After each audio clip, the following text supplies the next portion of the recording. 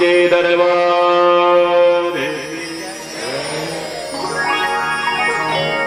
सभी देवों ने भोलेनाथ के पास जाकर के सुंदर स्तुति करी और भोलेनाथ तो क्षणे तुष्टा क्षणे तुष्टा रुष्टा तुष्टा क्षणे क्षणे, पल भर में रूठ जाते हैं, पल भर में मान जाते हैं।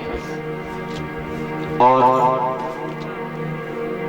स्तुति को सुन करके भोलेनाथ जी आज जागे हैं और आए हैं अपने कैलाश पर्वत से उतर करके हरिद्वार कनखल में।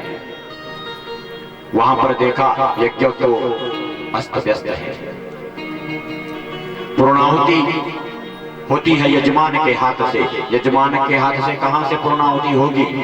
आज बिना सिर का धड़ पड़ा है, सिर ढूंढे तो सिर तो स्वाहा कर दिया था वीरभद्र जी ने अग्नि में। और भोलेनाथ जैसा सर्जन कोई नहीं, भोलेनाथ जैसा डॉक्टर आज तक पैदा नहीं हुआ। प्रथम दिन की कथा में आप लोगों को श्रवण करवाया था कि भोलेनाथ जैसा सर्जन आज तक इस सृष्टि में कोई पैदा नहीं हुआ। कैसे? डॉक्टर भी आज के समय में किडनी ट्रांसप्लांट करते हैं, हार्ट ट्रांसप्लांट करते हैं, लेकिन वो लगता किसका है? मनुष्य का है। लेकिन भोलेनाथ ने तो जब गणपति का सिर उड़ाया तो हाथी का सिर लगा दिया, भगवान विष्णु का सिर उड़ा तो घोड़े का सिर लगा दिया, हयग्रीव बना दिया। आज दक्ष का सिर हवन में गया, सिर तो है नहीं, पूर्णाहुति कैसे हो? तो अहंकार का स्वरूप था दक्ष, क्योंकि हर समय मैं ही करता रहता था। और एक और भी है जानवर जो मैं करता है, कौन है? बकरा। तो एक बकरे का सिर काट करके दक्ष के उस सिर में लगा दिया। और दक्ष ने जब अपने आप को जीवित पाया तो स्तुति भोलेनाथ की करना चाहता है, लेकिन बकरे का सिर है, मनुष्य की आवाज तो आई नहीं और बम बम की आवाज उससे निकली थी। उसके बाद भगवान भोलेनाथ ने उस स्तुति को अपना परम स्तुति माना है, इसलिए तो भोलेनाथ के भक्त हर समय बम बम ही करते हैं। भोलेनाथ के जितने भक्त होते हैं वो बम बम इसलिए करते हैं क्योंकि दक्ष प्रजापति ससुर की स्तुति, क्योंकि जुबान तो थी नहीं, बम बम के शब्द निकले थे। दक्ष को बकरे का सिर लगा करके उस यज्ञ को पूर्ण किया, लेकिन यज्ञ को पूर्ण करने के बाद पुनः शोक सागर में डूब गए। मां भगवती का शरीर अभी भी उस योगाग्नि से जल ही रहा था, सती मैया का शरीर अभी भी जल रहा था। और भोलेनाथ ने क्या कर दिया? उस शरीर को अपने कंधे पर लाद करके त्रिभुवन में विचरण कर रहे हैं। उस मां सती के वियोग में आज विलाप कर रहे हैं, रो रहे हैं। सती मैया की याद में संसार को बताने के लिए आज शोकाकुल हो करके जगह जगह विचरण कर रहे हैं। त्रिभुवन में भ्रमण हो रहा है। कांधे पे लादी हुई है वो अधजली लाश, अधजला शव मां सती मैया का। मन उचाट है, पूजा में ध्यान नहीं लगता, राम नाम में ध्यान नहीं लगता, किसी भी देव में ध्यान नहीं लगता। तो उस अधजले शव को आज त्रिभुवन में घुमा रहे हैं। और उसी समय तारकासुर नाम का एक असुर पैदा हुआ। उसने ब्रह्मा जी का तप करके वरदान मांगा कि मुझे भोलेनाथ के पुत्र के सिवा कोई ना मार सके। वक्त का फायदा आज सब उठाते हैं। जो व्यक्ति कमजोर होता है हम उसको गाड़ने में कोई कसर नहीं छोड़ते। ऊंचे पद पर बैठा हुआ व्यक्ति, उसके प्रति तो हमारा सम्मान और ज्यादा रहता है, लेकिन जो गरीब है, जिसको हमारी आवश्यकता है, इस समाज की जरूरत है, उसको हम गाड़ने में लगे रहते हैं। सभी देवता स्तुति करने गए थे भोलेनाथ के पास, क्यों? यज्ञ की सीमा संपन्न ना हो, यज्ञ की मर्यादा खत्म ना हो। लेकिन आज सती मैया के दुख से दुखित है भोलेनाथ, कोई नजदीक भी नहीं फटक रहा। ये हमारे इस संसार के विडंबन है। अक्सर आज का हम जो इंसान है, इस कलयुग का इंसान है, इतना मतलबी, इतना स्वार्थी हो गया है, जिससे मतलब हो उससे ही संबंध बनाता है। भोलेनाथ से जब तक मतलब था, देवताओं ने संबंध बनाया, स्तुति भी करी, परंतु आज जब भोलेनाथ उस शोक में व्याकुल है, शोकाकुल है, तो कोई सांत्वना तक देने नहीं आ रहा। ब्रह्मा विष्णु ने दोनों ने विचार किया, हमारे कुछ हितैषी भी होते हैं, यदि भोलेनाथ इसी तरह से इस सती मैया के शव को घुमाते रहे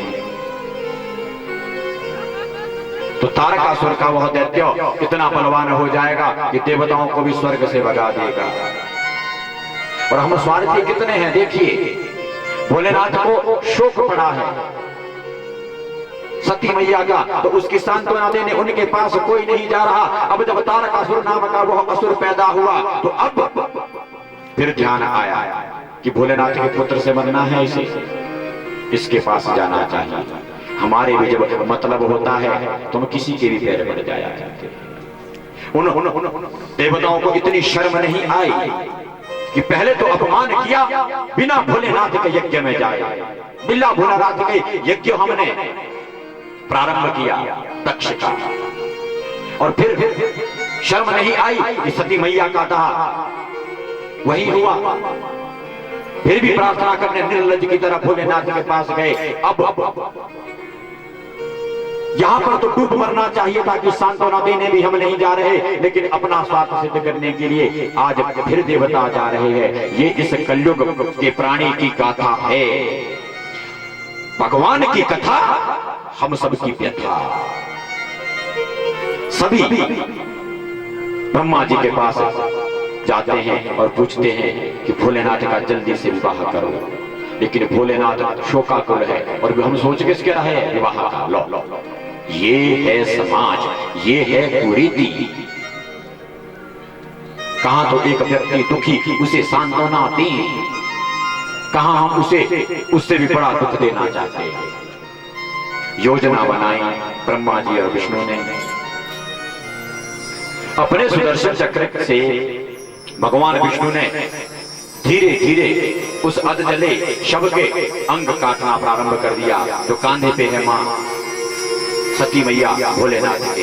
अपने चक्र से एक एक अंग काटना प्रारंभ कर दिया और वह अंग जगह जगह जगह जगह करते गए। और शास्त्रों में आता है कहीं पर 52, कहीं पे 108।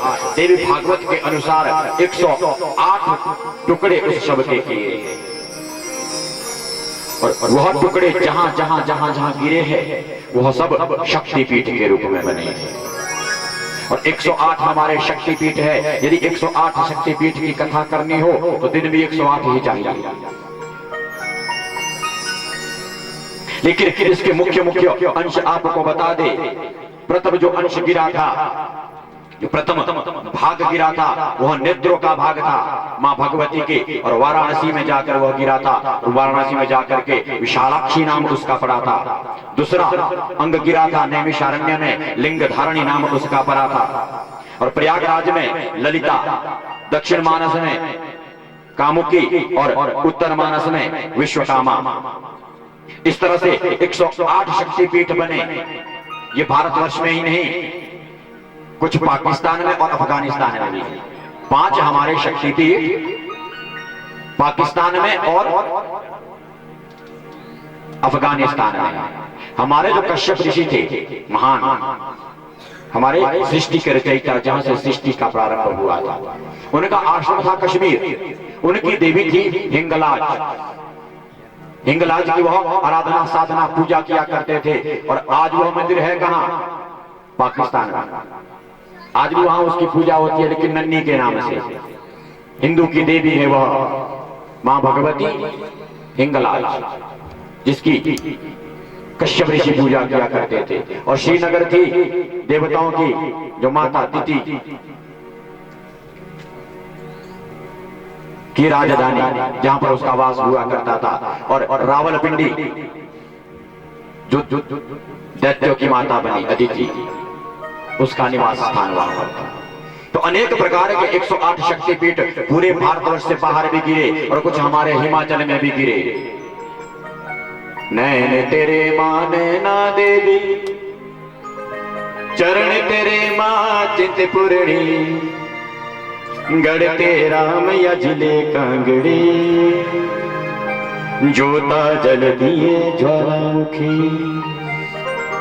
कुछ एक अंश हमारे इस हिमाचल में भी गिरे।